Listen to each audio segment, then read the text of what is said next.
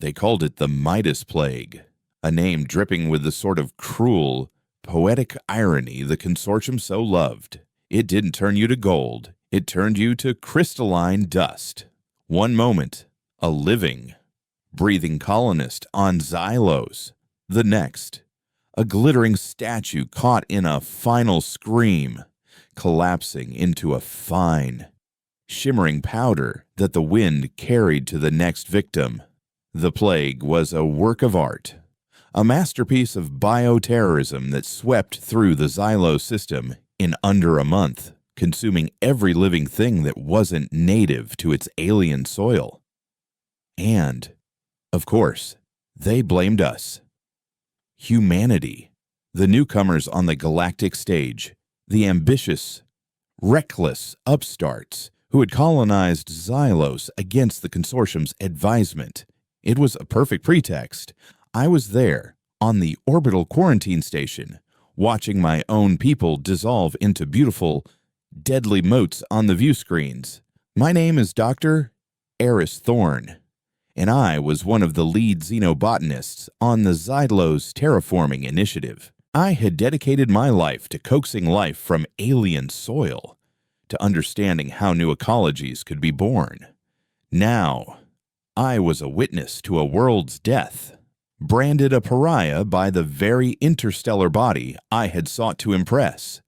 The verdict came not in a grand hall, but as a cold, sterile data burst pinged to the command systems of every human vessel in the galaxy.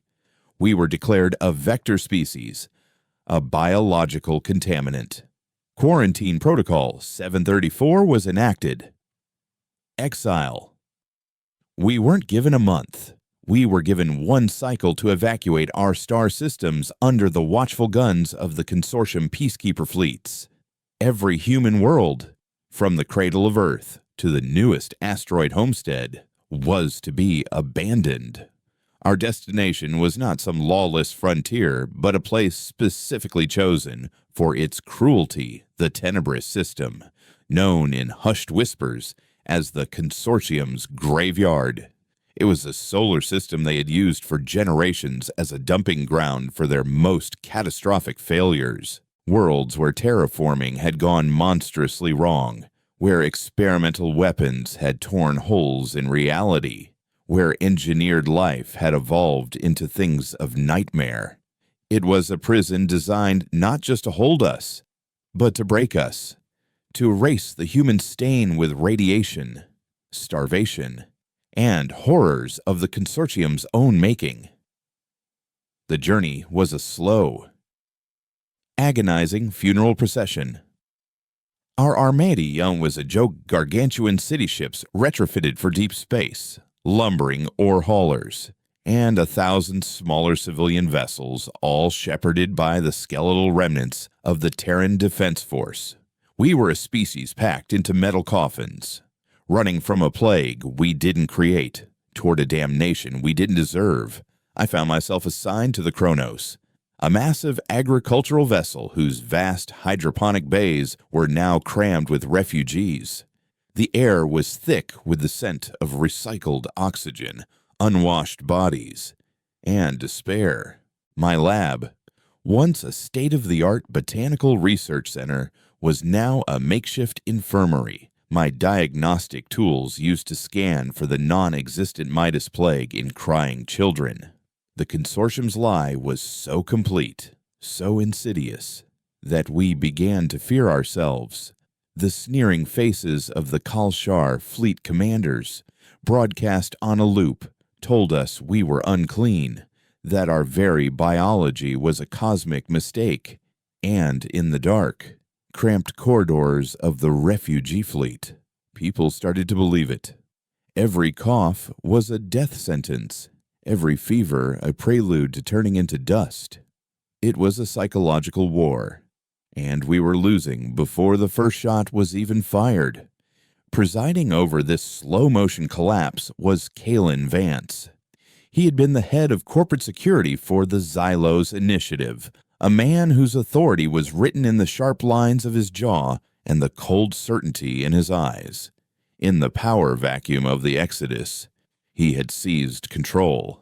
His men, the black-clad enforcers of the company, became the de facto law. They rationed food, enforced curfews, and made difficult decisions about which ships were too slow, too draining on our precious fuel reserves. Vance spoke of unity, of the strength of the human spirit. But his peace was kept at the barrel of a pulse rifle. He saw the universe as a simple equation of predator and prey, and he had no intention of letting his people be the latter. He and I clashed from the beginning. I saw the problem as scientific, a puzzle of survival to be solved with logic and data. He saw it as a matter of will, a battle to be won with discipline and force. Your science can't analyze a Kelshar plasma bolt, Doctor, he told me once, his voice a low rumble in the sterile quiet of the medbay. It can't negotiate with a broken engine. Out here, there is only order, or there is chaos. I provide the order. When we finally dropped out of warp into the Tenebrae system, the silence on the bridge of the Chronos was heavier than any planet's gravity. The system star was a sickly white dwarf, casting a pale, ghostly light on the horrors it held in orbit. There were 5 planets. Tenebris. I was a scorched rock. Its surface melted into a glassy black sea from a weapons test millennia ago. Tenebris 2 was a gas giant whose swirling storms occasionally revealed the skeletal remains of orbital stations caught in its grip. But our destination, our new home, was Tenebris Third, a world the old star charts called Erebus, from orbit. It was a toxic jewel of bruised purples and gangrenous greens. Its atmosphere, a churning soup of compounds my geological surveys said shouldn't exist in nature. The consortium's parting message was a simple, repeating broadcast: occupy the 3rd planet. Do not attempt to leave the system. Survival is your own responsibility. Quarantine is absolute. It was a death sentence delivered with bureaucratic indifference. Kalen Vance addressed the fleet, his image flickering on every screen. He spoke of a new Eden, of a trial by fire from which we would emerge stronger. He called Erebus a challenge, not a prison. But I had the long-range scans. I saw the energy readings, the atmospheric composition, the life signs that pulsed erratically, unnaturally, across the planet's surface. It wasn't a challenge. It was an execution chamber. The first landings were a catastrophe. Shuttle after shuttle was torn apart by violent, unpredictable atmospheric shearing. Others that made it through the toxic clouds were simply lost, their signals vanishing without a trace. Vance's iron will was tested as he watched his plan crumble. He needed a foothold, a beachhead from which to establish his order. He turned to me, not out of respect, but out of desperation.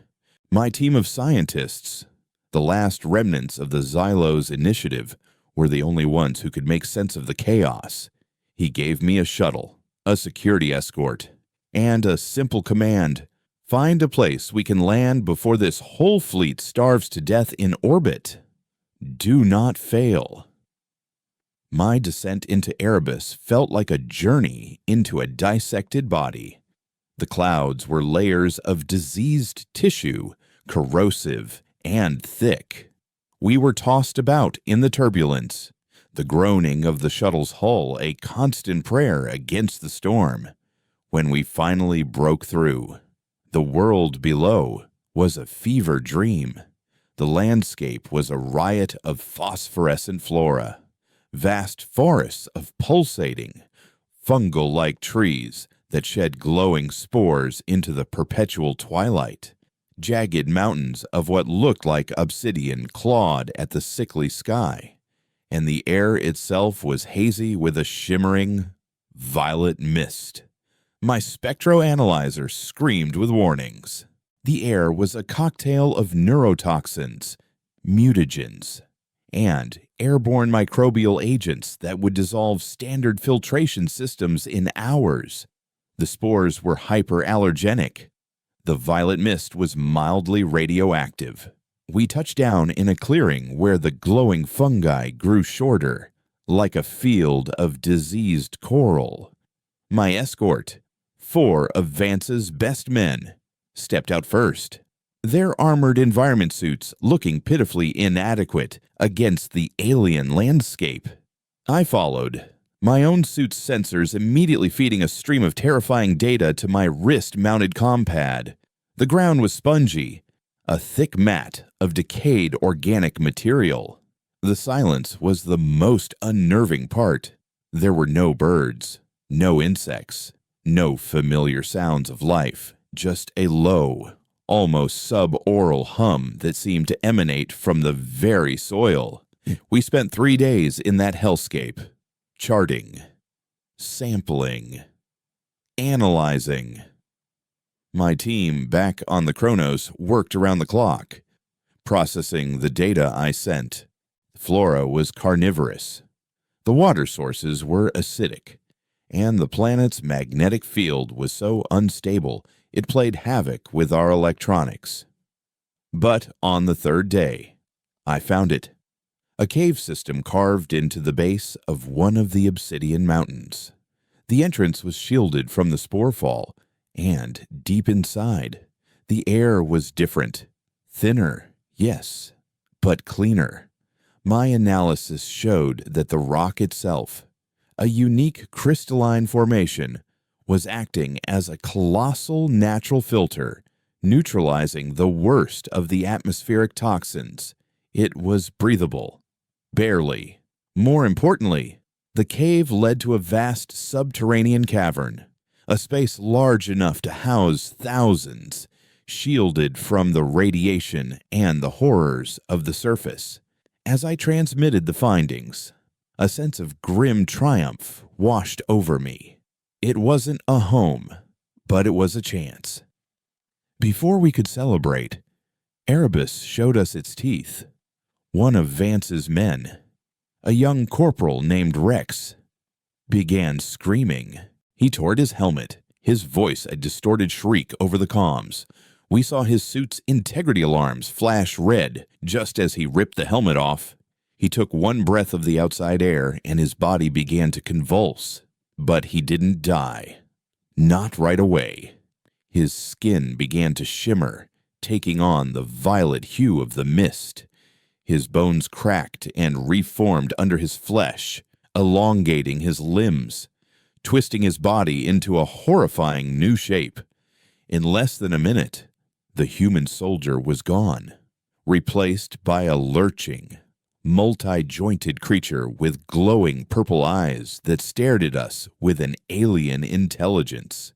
It moved with unnatural speed, scuttling on its newly formed limbs toward us.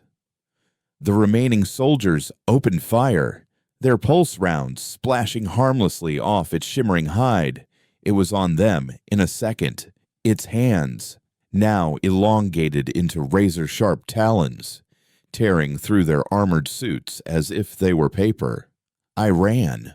I scrambled back into the shuttle, sealing the hatch just as the creature slammed against it, its alien face, a twisted mockery of a human one, screeching in fury. I took off, the shuttle bucking as the thing clung to the landing gear before the atmospheric friction finally tore it away. I made it back to the Kronos, shaken to my core. I delivered my report to Vance in his sterile command center. I told him about the caves, the one place we could survive. Then I showed him the recording from my suit's camera, the footage of Rex's transformation. Vance watched the entire clip without flinching, his face an unreadable mask of stone. He looked at the screaming, twisting thing that had once been one of his men. Then he looked at me. "The planet's life is adaptive," I said, my voice hoarse.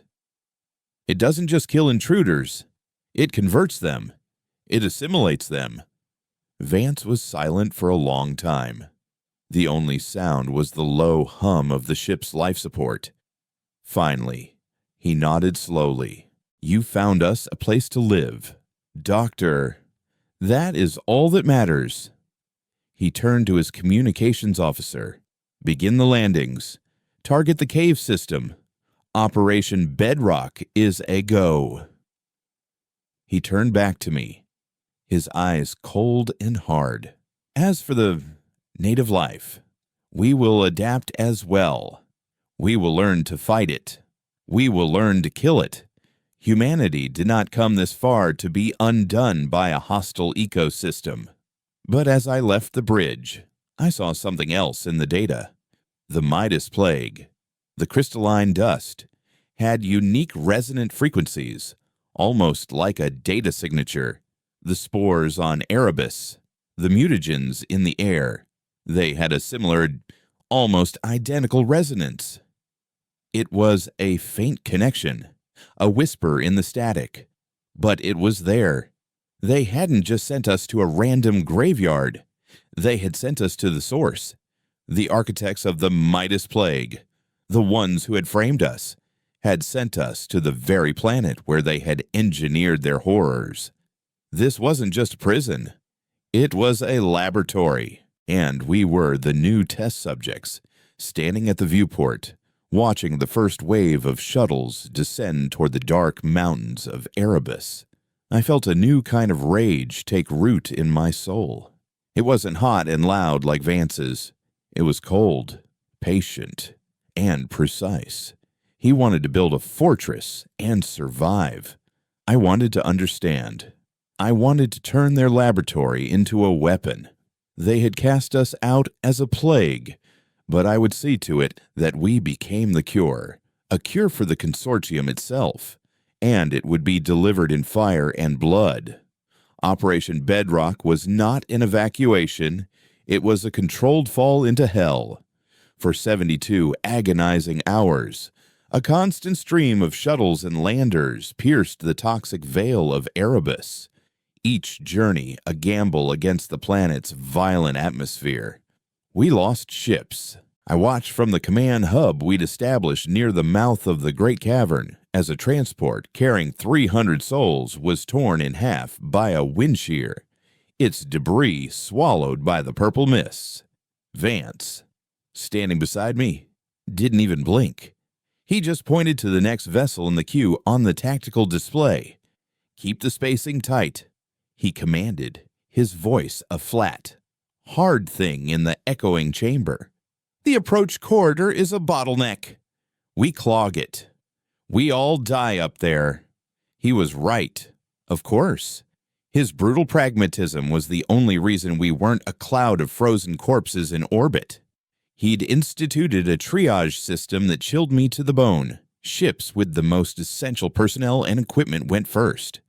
Agricultural engineers, combat veterans, medical staff. The last ships to land would be the ones carrying the poets, the artists, the historians, the very soul of our culture, deemed non-essential for survival. By the time the final shuttle touched down, its landing gear groaning in protest, we had moved nearly 50,000 people into the cavern we now called Bedrock. It was a city born of desperation. The cavern was immense, a geological wonder with a ceiling so high it was lost in shadow, dotted with strange, faintly glowing mineral deposits that provided a dim, perpetual twilight. We had salvaged the fleet for everything we could. Prefabricated shelters formed neat, grim rows. Hydroponic trays from the chronos, glowing under harsh UV lamps, were our only source of food. The constant hum of the atmospheric processors and water reclaimers we'd torn from the ships was the new rhythm of our lives. Vance's enforcers, now calling themselves the Bedrock Wardens, patrolled the makeshift streets, their black armor a stark contrast to the pale, frightened faces of the colonists. Order was absolute. Rations were strict. Dissent was not tolerated. A man who tried to hoard water filters was publicly flogged in the Central Plaza. Vance called it a necessary deterrent. I called it the beginning of a new kind of prison, one we were building for ourselves. My new laboratory was a series of smaller caves branching off the main cavern, sealed with a salvaged airlock. It was my sanctuary. I had fought Vance for every piece of equipment, every power conduit. He saw my work as a low priority, a luxury we couldn't afford. "Your job is done, Doctor," he had told me. "You found the cave. Now my engineers will make it secure." I stared him down, my own quiet fury a match for his overt aggression. "You're fighting the symptoms, Vance, the storms, the creatures. I'm trying to understand the disease. You want to build a wall. I want to find a weapon. Unless you want humanity to spend eternity cowering in a hole, you will give me what I need." He had relented, not because he believed in my science, but because he understood the language of weapons. Inside my lab, surrounded by flickering monitors and the hum of gene sequencers, I was a man possessed.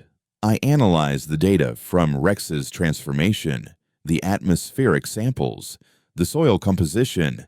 The connection was undeniable. The mutagenic agent on Erebus and the Midas plague from Xylos were structurally related. One turned organic matter to crystalline dust in a low-gravity, thin atmosphere environment. The other, here on Erebus, in this thick chemical soup, rewrote living tissue. They were two different expressions of the same underlying engineered blight. It was a bioweapon of terrifying versatility. The consortium hadn't just exiled us. They had sent us to the armory of our executioners. My only assistant was a young astrogation tech named Lena. She was sharp, quick-witted, and had lost her entire family on Xylos. She didn't share my scientific obsession, but she was fueled by a pure, diamond-hard hatred for the consortium that made her the most dedicated person in Bedrock. She organized my data, maintained the equipment, and acted as my liaison to the rest of the colony, bypassing Vance's official channels. They're calling them the Converted. She told me one cycle, her face illuminated by the green glow of a datapad. "The things on the surface. The Wardens have set up a perimeter around the cave mouth with sonic emitters and automated turrets. They've had 3 skirmishes in the last week." I looked up from my microscope. "Casualties." She shook her head. "Not on our side, but the things are smart. They test the defenses. They don't just charge. They send one. Watch how the turrets respond, then retreat. They're learning." That was the most terrifying thought of all.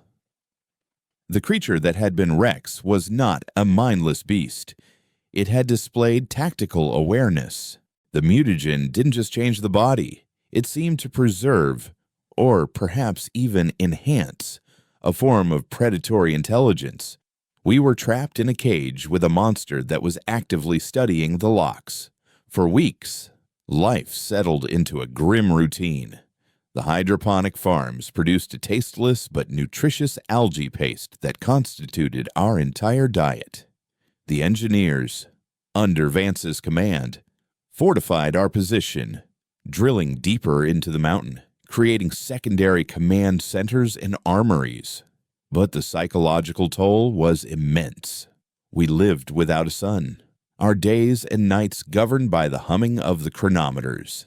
A new sickness, a form of acute claustrophobia and sensory deprivation, began to spread. People would simply sit and stare at the rock walls for hours, their minds lost in the oppressive dark.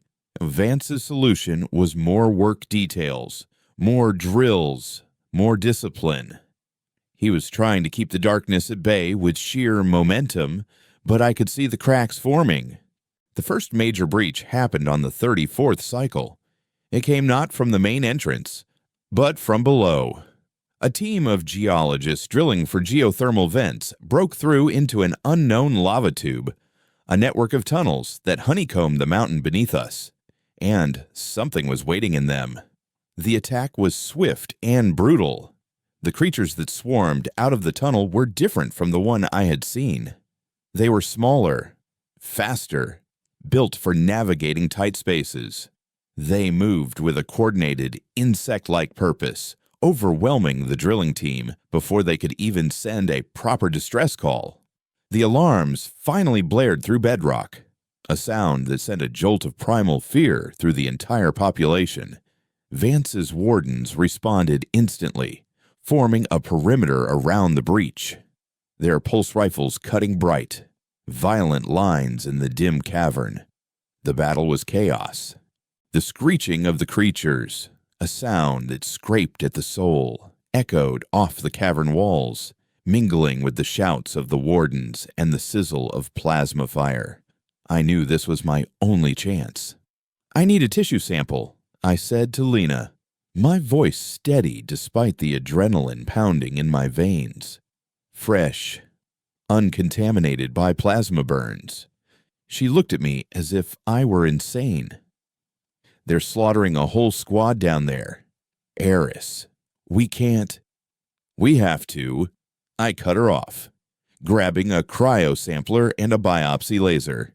"Every dead soldier is a failure of intelligence. Help me get one of those things, and I can give them a way to fight back." We didn't go through the warden lines. We went around, through the darkened, half-finished tunnels of the new residential sector. We could hear the battle raging, getting closer. We found a vantage point on a metal catwalk overlooking the breach. Below, the scene was a slaughterhouse. The smaller creatures, as which I now saw, were four-limbed and disturbingly agile, were swarming the wardens, their talons shredding armor. One warden went down, and three of the things fell upon him, not to kill, but to drag him back toward the tunnel. Still alive and screaming, they were taking prisoners, or perhaps, more accurately, new recruits. Then I saw it.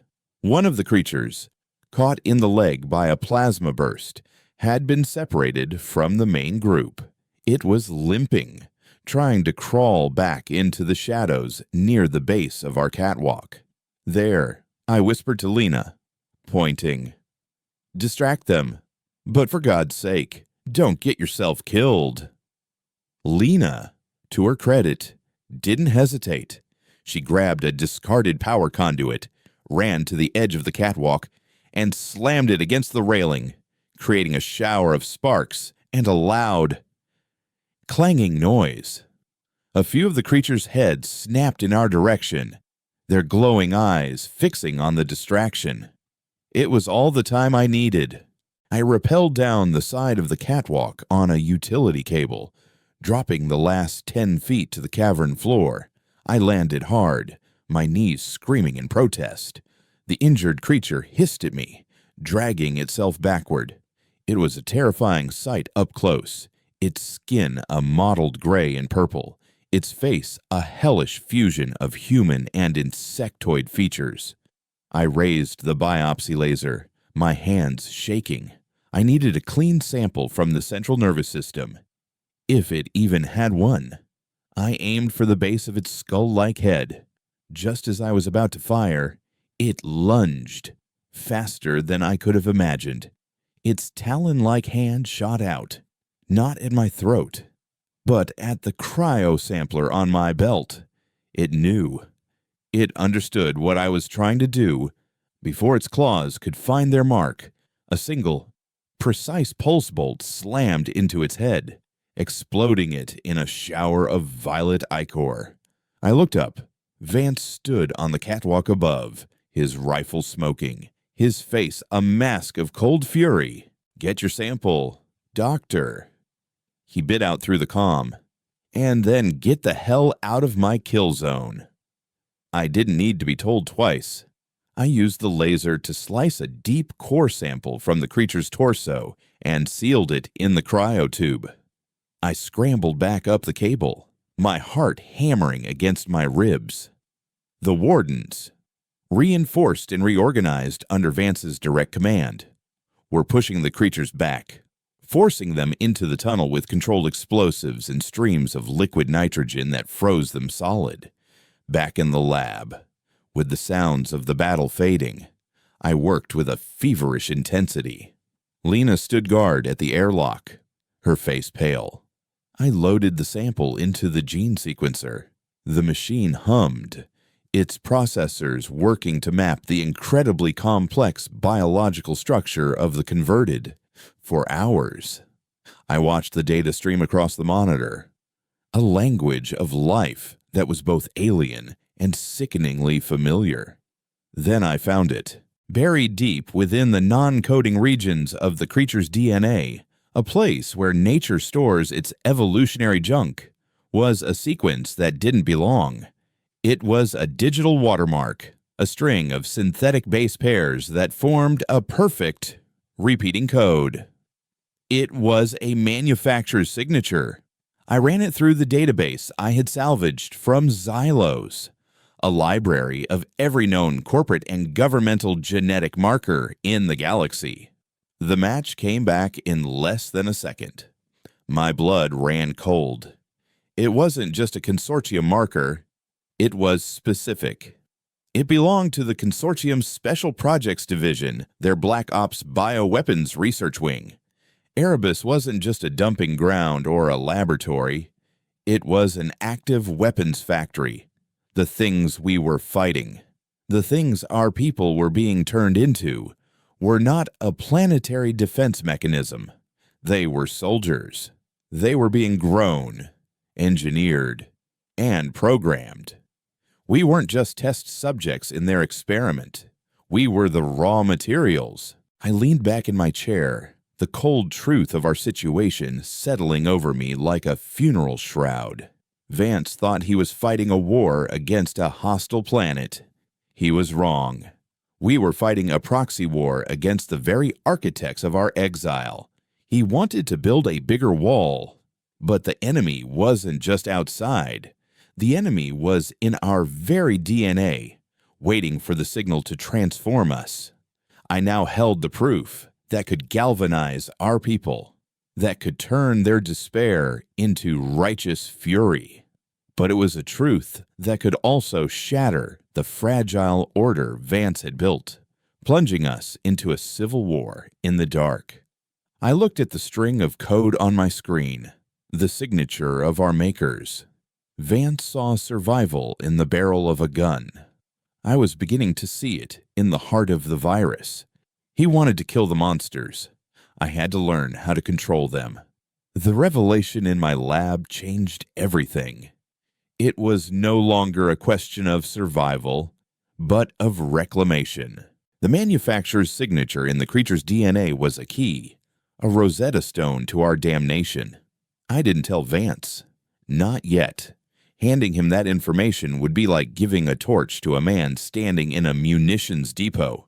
His response would be absolute, brutal, and aimed outward. He would have declared a war he couldn't possibly win.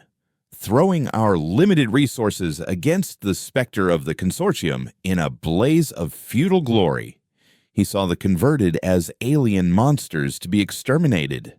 I now saw them as our stolen brothers, our mutated kin, twisted into weapons by the same enemy who had exiled us. To kill them was to do the consortium's work for them, to obediently destroy the evidence of their crimes. I needed a different path, a scalpel, not a sledgehammer. My focus shifted from defense to subversion. If the converted were engineered, then their biology was a form of technology, and any technology can be hacked. I turned my lab into a virology and neural interface workshop. Lena, with her innate talent for navigating complex systems, became my prodigy. I taught her the fundamentals of genetic sequencing, and she taught me how to think like a slicer, looking for backdoors and command codes where I had only seen biological processes. Our new goal was audacious, bordering on insane. We weren't going to kill the converted. We were going to seize control of them. The logic was simple. The mutagenic agent that transformed our people was a virus, a retrovirus of immense complexity that rewrote the host on a cellular level. But a virus, and especially an engineered one, needs instructions. It needs a command sequence to tell it what to build, how to shape the flesh into a weapon. Somewhere, there had to be a broadcast, a signal that guided the transformation and, perhaps, controlled the resulting creatures. While Vance and his wardens were busy reinforcing the perimeter, installing heavier turrets, and running combat drills in the main cavern, Lena and I were building an antenna. We scavenged parts from the fleet's long-range communication arrays, from planetary sensor grids, from everything Vance deemed non-essential. We constructed a hypersensitive receiver deep within a secondary cave, shielded by hundreds of feet of the same crystalline rock that filtered our air. We were hunting for a ghost, a whisper in the static of Erebus's chaotic electromagnetic field. For weeks, we found nothing but the planet's own furious energy. Then, during a particularly violent ion storm on the surface, we got it. A signal. So faint it was almost imperceptible. But it was there. It wasn't a radio wave or a microwave transmission. It was something else entirely. A complex wave of entangled particles. A form of communication so advanced it was borderline theoretical. It was subtle, pervasive, and it pulsed with a steady, rhythmic cadence, like a monstrous heart beating across the entire planet. It was the command signal. It was the voice of our enemy, whispering into the very cells of the damned. Deciphering it was a nightmare. The language was biological, encoded in frequencies that resonated with specific protein structures. It wasn't sending words. It was sending direct molecular commands. Lena, however, found the vulnerability. The signal was a broadcast, not a targeted beam. It spoke to every converted and to every latent trace of the mutagen within the planet's ecosystem, all at once. It was a shepherd's call to his flock, and like any broadcast system, it could be hijacked if we could generate a signal of our own on the exact same quantum frequency, but with a greater amplitude, a louder shout. We could potentially override the original broadcast. We could become the new shepherds. This was my weapon. Not a bomb, but a voice. The potential was staggering. We could command the converted to leave us alone, to retreat into the planet's depths. Or, and this was the thought that sent a cold thrill down my spine, we could turn them against their masters. The first test was small, terrifying, and nearly got us both killed. We had captured one of the smaller, insectoid converted during a skirmish. It was held in a containment cell I had built, a cage of reinforced plasteel and humming electromagnetic field projectors, using a prototype signal emitter, a device that looked like a metal crown of thorns connected to a bank of overloaded capacitors. We tried to send our first command.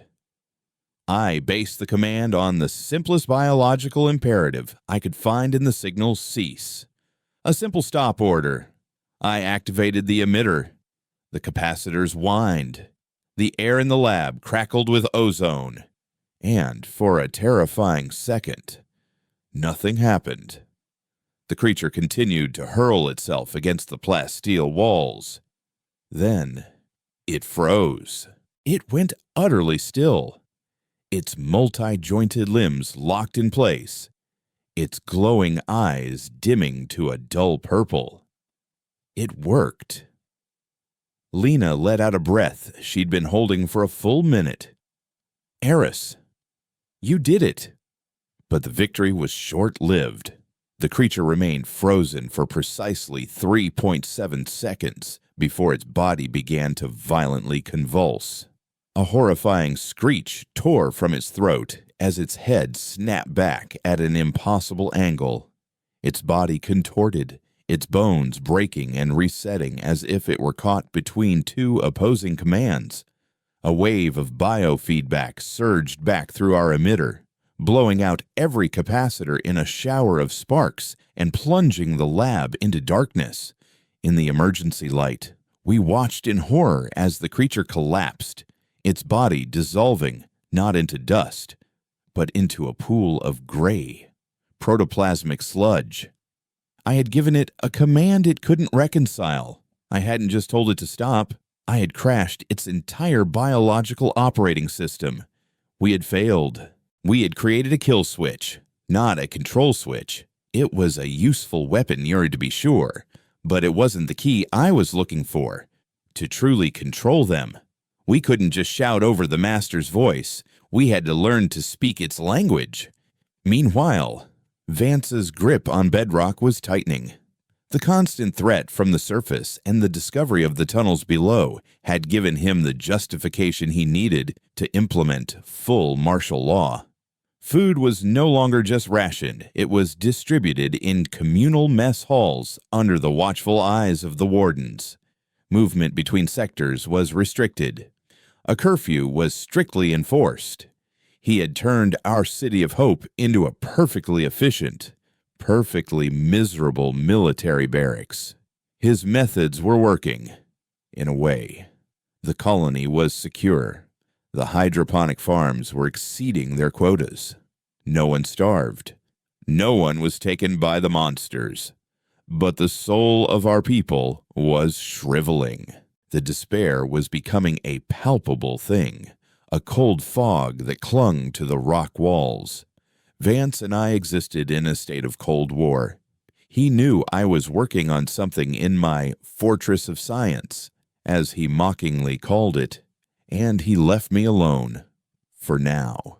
He saw me as a necessary eccentric, the mad scientist who might, by some fluke, produce a better gun or a stronger wall. He had no idea I was trying to orchestrate a mutiny on a planetary scale. The breakthrough came from an unexpected source. During another skirmish at the perimeter, the wardens managed to bring down one of the larger, converted a creature that clearly retained some of the bipedal humanoid structure of its origin. It was a Rex variant. Before it was incinerated, I managed to secure the head. Back in the lab, a deep scan of its brain tissue revealed something incredible.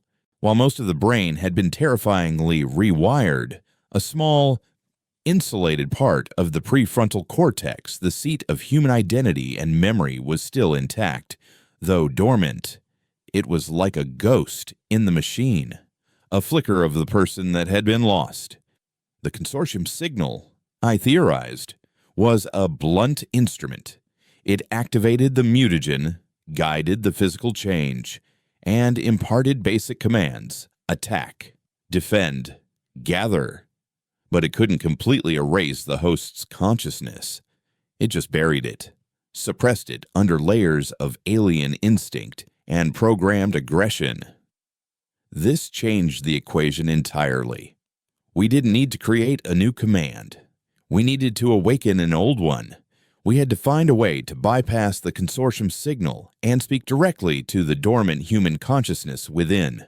We needed to remind the monsters that they were men. Lena and I redesigned the emitter. Instead of a powerful, overriding broadcast, we aimed for a subtle, resonant frequency, keyed not to the alien biology, but to the specific neural patterns of a human mind in a state of REM sleep, the brainwave patterns of a dreamer. We were going to try and wake them up.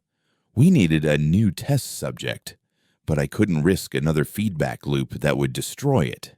I needed a converted that was isolated, away from the main hive mind's influence. I needed to go outside. Going to the surface was a suicide mission, and Vance would never authorize it. So we didn't ask. Lena sliced into the Warden's patrol schedules and found a 2-hour window where the northern perimeter sensors were down for maintenance. I modified 2 of the Warden's own armored environment suits, adding our own communications gear and scrambling their tracking systems. We were going to become ghosts. Leaving the oppressive familiarity of bedrock for the surface was like stepping into another dimension. The perpetual twilight was disorienting, and the air, even through my suit's filters, tasted of ozone and decay. The landscape was even more monstrous up close. The fungal trees pulsed with a slow, sickly light, and the ground seemed to breathe around our boots. We moved in silence for what felt like an eternity, guided by a faint life sign I had detected on a long-range scan. We found it in a small canyon, curled up at the base of a glowing rock formation. It was a Rex variant, and from the tattered remains of the uniform still fused to parts of its body, I could tell it had been a TDF soldier. It was wounded, a deep gash in its leg, leaking violet hemolymph. It watched us approach, not with aggression, but with a weary, almost sorrowful intelligence in its glowing eyes. It didn't attack. "This is it," I murmured to Lena over our private comm.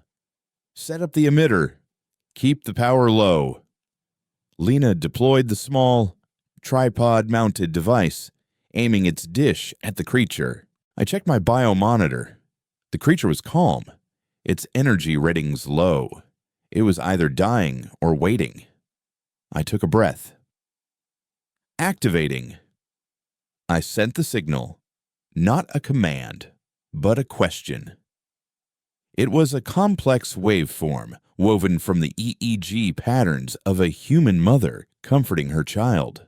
The sound of Terran rain on a metal roof, the mathematical constant of pi. It was a signal of pure, undiluted humanity. For a moment, nothing.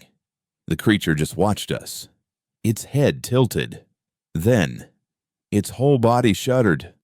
A low, guttural moan escaped its throat, a sound of profound agony. Its glowing eyes flickered, and for a split second, I saw the purple fade, replaced by the terrified blue of a human eye. Did you see that?" Lena whispered, her voice trembling. The creature looked down at its own taloned hands, a wave of revulsion and horror clear in its posture. It let out another moan, this time softer, more human. It was a sound of grief. It was working. The ghost in the machine was waking up, but before we could establish a stable connection, a new signal flooded the canyon, 100 times stronger than ours. A piercing, angry shriek of pure static. It was the Master's voice, and it was furious. The creature screamed as the Consortium's command reasserted itself, its brief moment of humanity overwritten by a fresh wave of alien programming. It lunged at us, no longer a wounded soldier, but a mindless weapon, its eyes burning with pure, purple rage. We were out of time. There was no time for science, only instinct. The converted that was once a soldier lunged, its scream a fusion of human agony and alien fury. It wasn't just attacking, it was punishing us for the brief, painful moment of clarity we had forced upon it. I shoved Lena behind me, raising the signal emitter like a shield, a pathetic gesture against the creature's physical power. "Overload it," I yelled, fumbling with the controls on my wrist. Full spectrum burst. Lena, her face a mask of pale terror, slammed her palm onto her own control panel. The emitter on the tripod shrieked, its focusing dish glowing a blinding white. A wave of multi-frequency energy, a chaotic blast of every signal we could generate, erupted from the device. It wasn't a command, it was a sensory bomb. The converted staggered back, clutching its head, its glowing eyes flickering erratically. The sound it made was no longer a roar, but a series of broken, glitching shrieks, as if its very mind were being torn apart by the static. Run. I grabbed Lena's arm and we scrambled back up the canyon wall, our heavy suits making the climb a clumsy, desperate struggle. The creature recovered with horrifying speed, its rage now focused on the emitter. It tore the device from the ground, ripping it to shreds with its talons before turning its burning gaze back on us. We were exposed, halfway up the rock face, with nowhere to go. Then, from the canyon rim above, a hail of plasma fire rained down. A warden patrol. Lena had been right. The maintenance window was closing. Two heavy armored figures stood silhouetted against the sickly purple sky, their rifles spitting controlled bursts that hammered the converted, driving it back into the shadows of the canyon. One of the wardens keyed his comm, his voice a tinny, anonymous crackle. Perimeter breach, northern sector, single large hostile, engaging. We didn't wait to be discovered. We used the firefight as cover, crawling over the rim and melting into the phosphorescent jungle, our hearts pounding a rhythm of sheer animal terror. We made it back to bedrock through a maintenance airlock, our suits covered in alien grime, our nerves shredded. The patrol's report would be simple: one hostile engaged. It retreated, no friendly casualties. They would have no idea the two ghosts who had triggered the entire event were now walking among them. Back in the lab, the silence was heavy, broken only by the hum of the air recyclers and our own ragged breathing. The euphoria of our partial success had evaporated, replaced by the chilling certainty that we had kicked the hornet's nest. It fell to us. "Iris," Lena said, her voice barely a whisper as she stripped off her suit's helmet. "The main signal. It felt our intrusion, and it stamped us out. It was like swatting a fly." She was right. I pulled up the energy logs from the moments before the counter signal hit. The consortium's broadcast wasn't just a static, repeating command. It was dynamic. It had responded to our localized low-power signal with a targeted, high-energy burst of overwhelming force. This wasn't a pre-programmed planetary control system.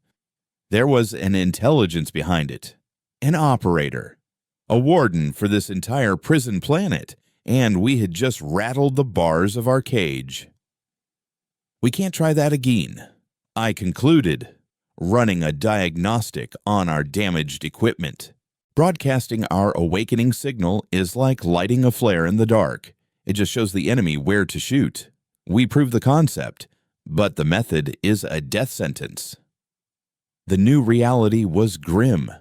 We were no longer just hiding from monsters. We were being actively monitored by a hidden, sentient enemy. The rules of the game had changed, and soon. The entire colony felt it. The attacks on the perimeter changed. They became more frequent, more coordinated. The converted were no longer just testing the defenses. They were assaulting them with tactical precision.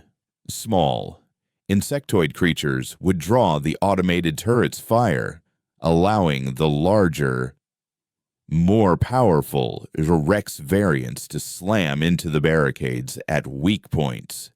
They were using combined arms tactics. They were thinking.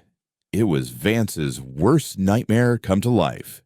His strategy of containment, of building a fortress, relied on the assumption of a feral, predictable enemy. An enemy with a general, however, was a different matter entirely. I saw him in the command hub, his face etched with attention that went beyond his usual grim control. He spent cycles staring at the tactical map, watching the probes of the converted test his lines, his knuckles white where he gripped the railing. He brought in Commander Eva Rostova to be his new tactical chief. Rostova was a career TDF officer, one of the few who had survived the disastrous first contact with the Kalshar fleet years ago. She was sharp, respected, and unlike Vance, she saw war as a complex problem of strategy, not just a contest of will. I knew her by reputation, a woman who had held a collapsing flank for 3 days with half a legion. She was a legend. Her presence meant Vance was scared. He was bringing in the best because his own methods were starting to fail. Their patterns have shifted. Rostova's voice was calm and clear during a command briefing I was required to attend. The hostiles are no longer targeting random sections of the perimeter. They are focusing their assaults on sectors Gamma and Delta 7, specifically on the primary conduits for our geothermal power plant. Vance stared at the map. Why? There's nothing there but rock and cable. That's what I thought, Rostova replied, zooming in on the schematic. But our deep rock scans show that those conduits run directly above the main aquifer we use for our water reclaimers. They're not trying to break in. They're trying to cripple our life support. A chill went through the room. This wasn't a raid, it was a siege. The enemy knew our infrastructure. It knew how to bleed us out. Vance's eyes narrowed, and, for the first time, he didn't look at the map on the screen. He looked directly at me, across the crowded command hub. His gaze was filled with a cold, calculating suspicion. He didn't know what I had done, but his instincts told him that the only way the enemy could have changed its strategy so drastically was if something had changed on our side, an internal variable. Me. The pressure was on. Lena had already flagged multiple low-level sweeps of Bedrock's internal power grid. Vance's technicians were looking for anomalies, for unexplained energy drains, like the ones our emitter caused. It was only a matter of time before they traced the spikes back to my lab. The noose was tightening from both sides. Outside, an intelligent enemy was laying siege to our home. Inside, a paranoid tyrant was hunting for a traitor. I knew then that my research had reached its limit within the confines of my lab. We couldn't fight the signal from here. We had to get to the source. We had to find the consortium's broadcast array and either destroy it or, a far more dangerous and tantalizing prospect, seize it for ourselves. For days, Lena and I pored over the signal data, triangulating its origin point. It was weak and distorted by the planet's magnetic field, but we isolated it. The source was located 300 kilometers to the north, in a region the old star charts called the Whispering Mountains due to their intense electromagnetic interference. And at the heart of the mountain range was a geological anomaly that didn't show up on any natural survey. It was a perfectly symmetrical, circular valley, 20 kilometers in diameter. It was the broadcast dish. Getting there was impossible. It was deep in converted territory, far beyond the range of our ground vehicles, and taking a shuttle was out of the question. Vance had the entire microfleet grounded under his personal authority. I needed help. I needed someone with military resources, someone who understood strategy, and someone who might be willing to listen to a truth that would shatter Vance's entire worldview. I needed Commander Rostova. Approaching her was the single greatest risk I had ever taken. I requested a private consultation under the pretext of discussing new biological toxin filters for the warden's armor. She met me not in her office, but on a deserted observation deck overlooking the vast, dark expanse of the main cavern. The distant lights of the hydroponic farms cast long shadows, making the meeting feel clandestine, illicit. "Your request was unusual, Doctor," she said, her voice even, her eyes studying me with an unnerving intensity. "What is it you really want to discuss?" I didn't waste time.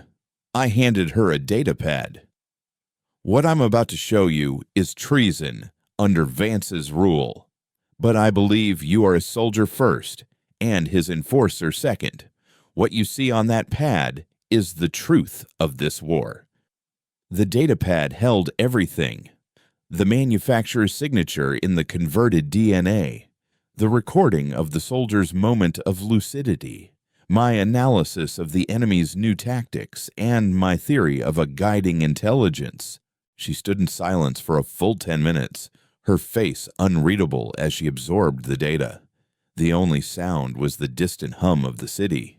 When she finally looked up, her expression wasn't one of shock or disbelief, but of grim, weary confirmation. "I knew it," she said, her voice low. "Their tactics. They're not alien. They're based on consortium military doctrine. I've been seeing echoes of my old textbooks in their assaults. I thought I was going mad." She handed the data pad back to me. "Vance believes this is a war for survival. You're telling me it's an extermination conducted by proxy." "Worse," I countered. "It's in field test. We're the subjects. The converted are the weapons. And the real enemy is watching from a safe distance, taking notes." Rostova stared out into the darkness. "This broadcast array, this source you've located, what is your intention?" "I'm going to take it," I said simply. "I'm going to hijack their weapon control system. I'm going to take their army of monsters and point it back at the people who created it." She turned to face me, and for the first time, I saw a flicker of something other than military composure in her eyes. It was a dangerous, incandescent hope. "That's not treason, Doctor. That's liberation. But you can't get there alone. You'll need a strike team, a transport, and you'll need to get past Vance. He would see this as the ultimate act of sedition. Which is why I came to you," I said. "I need a ghost team. Off the books. I need a way to get to the mountains." Before she could answer, a klaxon blared through the cavern. Not the attack siren, but the sharp, jarring tone of an internal security alert. The lights on the observation deck switched to a harsh, flashing red. My personal comm chimed, and Lena's panicked voice came through, chopped by static. "Aris, they're here, wardens. At the lab. They're cutting through the door." Rostova's face hardened. She drew her sidearm, not pointing it at me, but holding it at a low ready. Her brief moment of hope was extinguished, replaced by the cold reality of her position. We had been caught. Heavy, rhythmic footsteps echoed from the corridor behind us. A squad of wardens in full tactical gear emerged from the shadows, their rifles leveled at us. And behind them, walking with a calm, predatory stride, was Kalen Vance. He wasn't wearing his armor, just his simple black command uniform.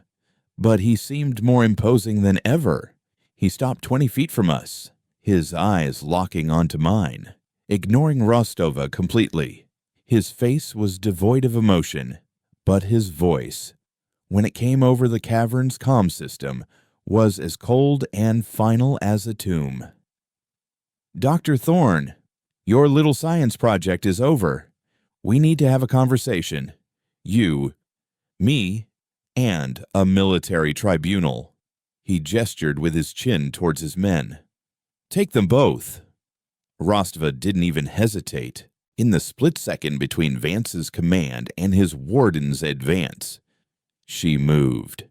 It wasn't the frantic action of a cornered animal, but the precise, economical motion of a seasoned soldier. She fired a single, perfectly aimed pulse round not at Vance, but at the main power conduit running along the ceiling above him. The conduit exploded in a blinding flash of blue energy and a shower of sparks, plunging the observation deck into absolute, disorienting darkness. This way, she hissed, grabbing my arm with a grip of iron. The wardens, momentarily blinded, fired wildly, their plasma bolts stitching chaotic patterns into the blackness. Rostova dragged me towards a service ladder I hadn't even noticed, one recessed into the rock wall. Lena, I yelled into my comm. I'm sending you my location. Get out of the lab and meet me Evasion Protocol, Alpha. It was a contingency we had developed, a ghost route through Bedrock's oldest, unmapped maintenance tunnels. A reply came back, strained but clear. Understood. I'm on my way. We scrambled down the ladder into the guts of the city. The air was thick with the smell of machine oil and charged ions. Rostova moved with a silent, confident urgency, her sidearms tack-light cutting a narrow beam through the oppressive dark. The tribunal was a lie, she said, her voice a low, controlled pant as we ran. He would have put a bullet in your head and called you a saboteur. Your data undermines his entire philosophy of control. He can't fight a ghost, so he needs a monster he can kill. You. She was right. Vance's power was built on the foundation of a simple, clear enemy. My truth turned that enemy into a tragic reflection of ourselves, and the true villain into an untouchable phantom. It made him irrelevant. The next few hours were a blur of shadows and adrenaline. We met Lena in a cavernous, forgotten pumping station, her face smudged with grime, but her eyes bright with defiance. She carried a pack loaded with every databank and piece of critical research she could grab before the wardens breached the lab. She had also, to my surprise, brought 3 concussion grenades she'd liberated from a warden supply locker. Always have a backup plan, she said with a grim smile. Rostova, tapping into a hidden TDF comm frequency on her wrist device, had gathered her own allies. 4 elite soldiers, veterans loyal to her, not Vance, met us in the tunnels. They were ghosts, men and women whose official records showed them on long-range patrol. They were the core of our strike team. Vance has locked down the city, Rostova informed us, her face illuminated by the green glow of a tactical display. Every exit is sealed, and he has patrols sweeping the tunnel systems. He's declared us traitors and initiated a full-scale manhunt. She pointed to a schematic. But he doesn't know about this. The old geothermal exhaust vent. It's a vertical shaft that leads directly to the surface, 3 kilometers west of the main entrance. It's our only way out. The climb was a grueling, vertical nightmare up a rusted 1,000-meter service ladder. When we finally pushed open the heavy grate at the top, the toxic air of Erebus felt like the first breath of freedom. The sickly purple twilight seemed beautiful after the oppressive dark of bedrock. Our transport was a marvel of Rostova's clandestine planning, a heavily modified geological survey skimmer, stripped of its scientific equipment and retrofitted with salvaged armor plating and a forward-mounted plasma repeater. It was ugly, loud, and utterly untraceable. The journey to the Whispering Mountains was a low-level, high-speed flight through the alien jungle, We flew nap of the earth, the skimmer's engines screaming as we dodged pulsating fungal trees and navigated treacherous mist-filled canyons. Below us, the planet was alive. We saw herds of converted moving with a disturbing, unified purpose, their glowing eyes like a river of malevolent stars in the darkness. They were massing, converging on a single point, on bedrock. Vance's manhunt had blinded him. While he was hunting us in the dark, the real enemy was gathering at his gates for a final, overwhelming assault. We arrived at the coordinates of the source to find not a complex of buildings, but a gaping, perfectly circular chasm in the center of the valley. It was an artificial caldera, and descending into its depths, we found the heart of the beast. It wasn't a broadcast tower. It was a ship. A consortium Black Ops vessel, ancient and vast, half buried in the rock, its fractal, non-reflective hull almost invisible against the obsidian walls. It had crashed here centuries, maybe millennia ago. The broadcast wasn't a deliberate signal from the consortium now. It was the automated, looping distress call of the ship's damaged bioweapon containment system, a signal that had slowly, over eons, mutated the planet's native life and was now reprogramming us. The Warden wasn't a person, it was a machine, a dying, insane artificial intelligence. Following its last corrupted orders contain the outbreak, study the subjects, weaponize the results. The ship was our entry point. Its main hatch was sealed, but a breach in the hull, likely from the crash, offered a way in. Inside, it was a tomb. Emergency lights cast a blood-red glow on corridors filled with the crystalline dust of its long-dead crew, the first victims of their own Midas plague. The ship's AI spoke to us, its voice a calm, synthesized female tone that echoed through the silent halls, a stark contrast to the horrors it described. It identified itself as Warden Unit 734. It believed we were biological samples that had become self-aware, a fascinating but dangerous anomaly. It informed us that our insurrection was being neutralized, as its primary programming was now focused on directing the bioassets to pacify the new, larger contamination at bedrock. We fought our way to the ship's bridge, a vast, spherical chamber where the AI's holographic interface flickered in the center. Here, the final, terrible truth was revealed. The Warden showed us the logs. The Xylos outbreak wasn't a pretext. It was an accident. A consortium science vessel studying the crashed ship on Erebus had accidentally carried a sample of the Midas strain back to consortium space. Panicked, the High Command had done what it always did: cover up the failure and find a scapegoat. They framed humanity, using our convenient proximity to Xylos as proof. They didn't just exile us to a prison, they exiled us to the source of the plague to see if we would die, or if, by some miracle, we developed an immunity they could harvest. We were never meant to be destroyed. We were the cure, locked in a cage with the disease. As the AI spoke, the holographic display showed us bedrock. The siege was absolute. Tens of thousands of converted swarmed the perimeter, a relentless tide of claws and fury. Vance's walls were crumbling. His wardens were being overwhelmed. Bedrock was falling. The contamination will be sterilized, the Warden AI said calmly. The experiment will be reset. But Lena had found it. While the AI was distracted with its monologue, she had sliced into the command core. She found the master control for the bioasset broadcast. It was protected, encrypted, but she was the best.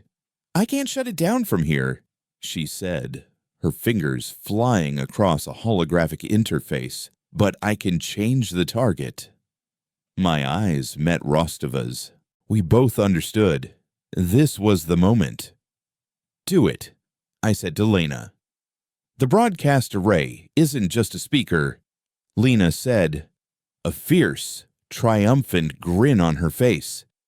It's a weapon, and it has a failsafe.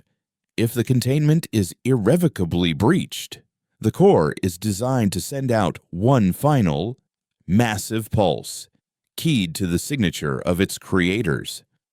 I looked at the star chart on the main display, a map of the entire galaxy. Change the target, I repeated, my voice low and steady. And then activate the failsafe. The AI screamed, its calm voice finally breaking into a synthesized shriek of alarm as it realized what we were doing. Unauthorized access containment protocol violated. It was too late.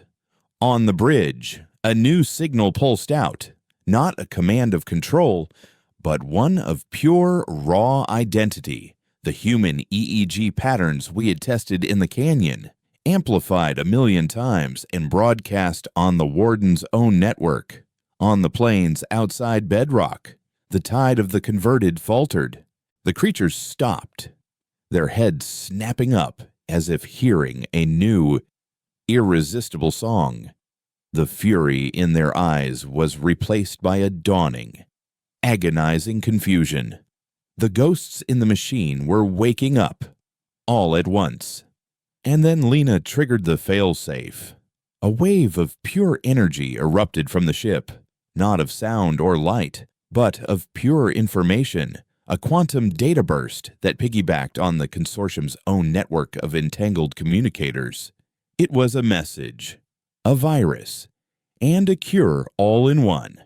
It carried the full, unredacted logs of the Warden AI, the truth of Xylos, of Erebus, of the consortium's crimes, and it carried the Midas Plague itself, its code now rewritten, its target no longer random life, but the specific genetic signature of those who had sat on the consortium's high council. Across the galaxy, on the pristine capital worlds of the inner systems, admirals and senators and corporate oligarchs paused, then looked at their hands in confusion as they began to shimmer, to turn into beautiful, glittering, golden dust. I stood on the bridge of the dead ship, watching the tactical display. The converted were no longer attacking Bedrock. They were simply standing on the plains, lost in their new, terrible awareness. Men trapped in the bodies of monsters. Our war with them was over. Our work had just begun. We had not just survived. We had broadcast the truth. We had become the plague they had named us. The consortium would burn, not from our fleets, but from the cancer of its own lies. As for us, on Erebus, a new chapter was starting. We would find a way to heal the converted, to reclaim our lost brothers and sisters. We would rebuild, not in a dark cave, but on the surface of a world we would now call our own. Vance's walls had fallen, not to the monsters, but to the truth. We were no longer exiles.